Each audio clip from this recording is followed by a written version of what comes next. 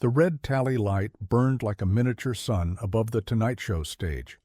A young comic waited for an old king's nod, the okay that could change a life. For comedians, Johnny Carson wasn't just a host, he was judgment itself. And somewhere between that legendary curtain and that iconic couch, a rumor was born. A whisper that Johnny Carson secretly hated Jerry Seinfeld. But was it hate, or just the cold weather of power? The rite of passage. It's the early 1980s. A fresh-faced Jerry Seinfeld, neat suit and nervy grin, steps onto The Tonight Show, starring Johnny Carson. This wasn't just another gig, it was the gate to immortality. If Carson liked you, your phone would ring for months. If he didn't, your career could vanish before sunrise. In those days, the greatest currency wasn't money or fame, it was the couch. That simple, iconic motion, Johnny gesturing a guest over for a sit-down, meant you were in. You had passed through comedy's fire. Seinfeld delivered his first set in 1981. The jokes were clean, tight, sparkling with everyday detail. He killed. But then, Johnny smiled, nodded, and went to commercial. No invite, no couch.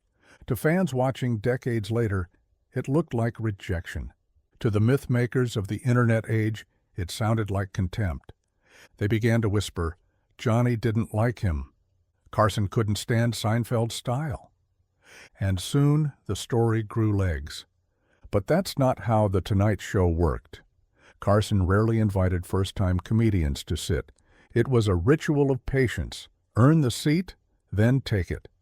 The snub wasn't personal. It was tradition. Still, myths grow in silence. And Carson, famously private and emotionally impenetrable, left plenty of silence. The man behind the curtain. Johnny Carson ruled late-night television like a benevolent monarch with an icy crown. He was charming on camera, sharp, spontaneous, almost boyish.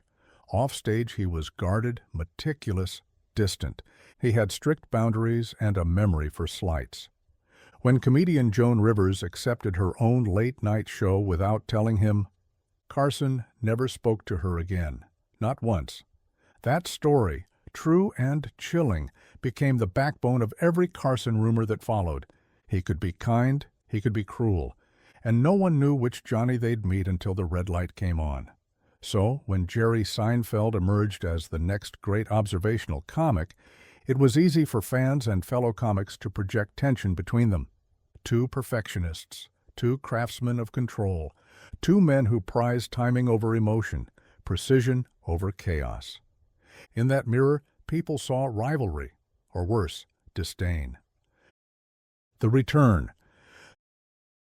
3 years later, in 1984, Jerry returned to The Tonight Show. By now, he'd earned his stripes with repeat appearances and touring success. That night, his rhythm was flawless. The cadence of airline peanuts, the symmetry of sock drawers, the science of the small. As the audience roared, Johnny leaned forward, smiled, and gestured to the couch.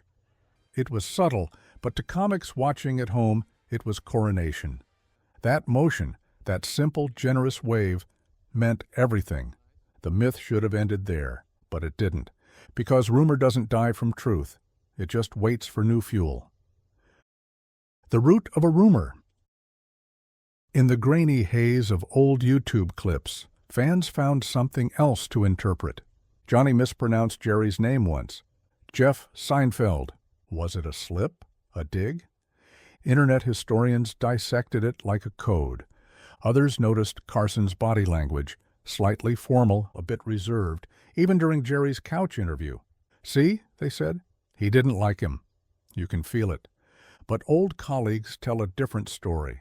Carson was always reserved. He didn't gush, didn't flatter. That was his style, controlled detachment. His approval was never loud. It was subtle. And for a man like Jerry Seinfeld, who valued precision over passion, that quiet acknowledgement may have meant even more. Still, legends need villains, and Carson's mystique made him an easy one. Two men, one code. If you strip away the gossip, what connects Johnny Carson and Jerry Seinfeld is discipline. Carson built his empire on control, perfect timing, rehearsed spontaneity, and a deep hatred of sloppiness. Seinfeld built his reputation the same way. Both men lived by the religion of the setup and punchline. Neither was sentimental.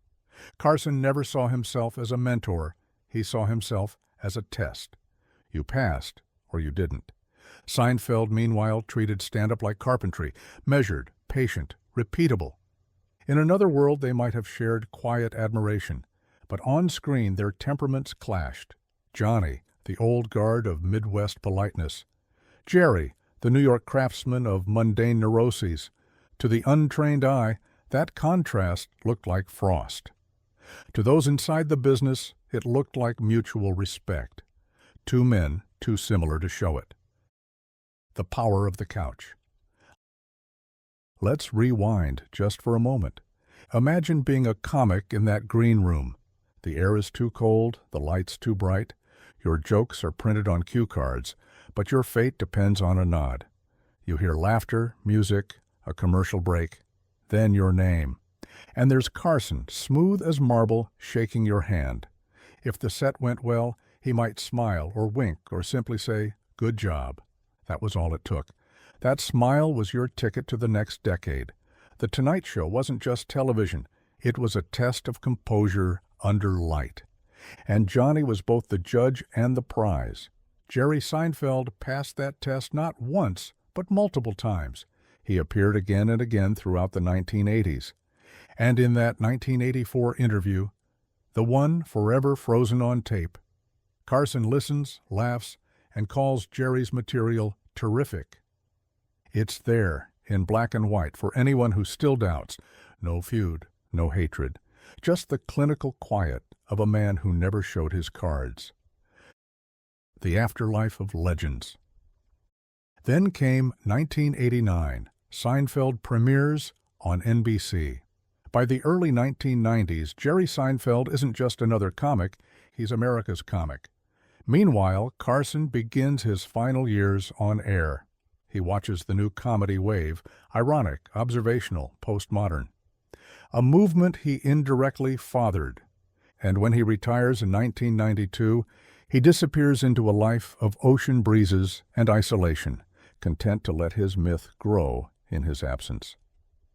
Years later, Johnny Carson would rarely give interviews, but those close to him described him as proud of the generation that followed, especially those who honored craft over chaos. If that's true, Jerry Seinfeld belonged at the top of that list. An ode, not a grudge. Fast forward to 2023. Jerry Seinfeld directs Unfrosted, a comedy about Pop-Tarts and nostalgia. In one surreal moment, he digitally resurrects the Tonight Show set, complete with a digital Johnny Carson presiding over it all. A ghostly tribute. If Jerry had ever resented Carson, that homage would have never happened. Instead, he treated Johnny as what he truly was, the gold standard of the medium, a figure you bow to even when he never bowed back. Truth versus legend. So, did Johnny Carson secretly hate Jerry Seinfeld? The evidence says no. What existed instead was the polite chill between two perfectionists. A generational handoff, cool to the touch, but heavy with respect. The secret hatred story likely emerged years after Carson's death, fueled by online speculation, body language breakdowns, and nostalgic gossip. Carson, ever elusive, became an easy vessel for projection. If he didn't embrace you publicly, people assumed rejection privately. But those who knew him understood. Approval from Carson was often delivered in silence. When Johnny died in 2005, Jerry Seinfeld spoke of him with deep reverence, calling him the guy who invented the whole thing. No bitterness, no barbs, just awe. The legacy left behind. In truth, Johnny Carson left behind two things, a standard and a silence. The standard was excellence. Every late-night host since has lived under his shadow. Every stand-up who walks on stage owes him the ritual of setup, timing, and grace. The silence, that's trickier. It's where rumor lives. In that quiet, we fill in our own emotions. We imagine jealousy, hatred, rivalry, because those stories comfort us. They make our legends human. But sometimes the truth is simpler and colder. Carson didn't hate Jerry Seinfeld. He didn't particularly love him either. He respected him, tested him, and then moved on. And Jerry, being Jerry, turned that quiet nod into something immortal. He built a career on the very craftsmanship Carson demanded. He became the proof that the old king system worked. Fade out. Picture that night again. The lights hot, the audience laughing, the air electric. Jerry finishes his set. He looks over. Johnny's eyes gleam. A small smile, a tilt of the head, and the hand motion that every comic prayed for. Come sit down. The audience erupts. Jerry walks toward the couch, toward history, toward myth, toward the warm shadow of the man he supposedly hated. Maybe that's the secret Johnny Carson never told. You don't need to love someone to recognize their talent. You just need to know greatness when you see it. And Johnny saw it. If you enjoyed this video, please leave a like and comment down below as it helps support this channel. Also, consider subscribing and hitting the notification bell to get notified of our newest videos. Thanks for watching.